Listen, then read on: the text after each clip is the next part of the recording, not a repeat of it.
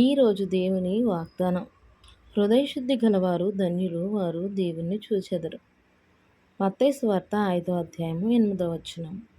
పరిశుద్ధమైన దేవుడు మనతో మాట్లాడుచున్న మాట ఏమిటంటే, హృదయశుద్ధి గలవారు ధన్యులు, వారు దేవుణ్ణే చూచెదరంట. అంటే మన హృదయము శుద్ధికరంగా లేదేమో ఒకసారి జ్ఞాపకం చేసుకోనండి.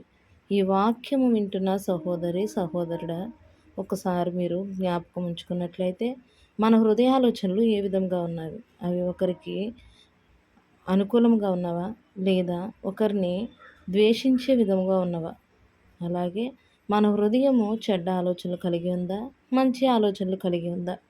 మన హృదయంలో వచ్చే ఆలోచన అది మనకి ప్రయోజనకరంగా ఉందా?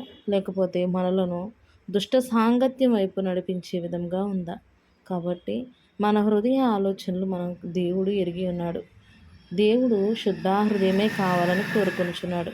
మరి ముఖ్యంగా హృదయ శుద్ధి గలవారు ధన్యులు, వారు దేవుని చూచెదరని దేవుడే సెలవిస్తున్నాడు. ఈరోజు వాక్యం వింటున్న నా సహోదరి సహోదరుడా, నీ హృదయంలో నేను దేవుని కనుగొనాలనే ఆలోచన ఉంటే మొదటిగా మన హృదయాన్ని మనము శుద్ధి చేసుకుందాం.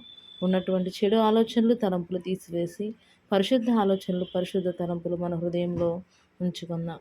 ఈ చిన్ని మాటలు దీవించి దేవుడు ఆశీర్వదించును గాక. ఆమేన్.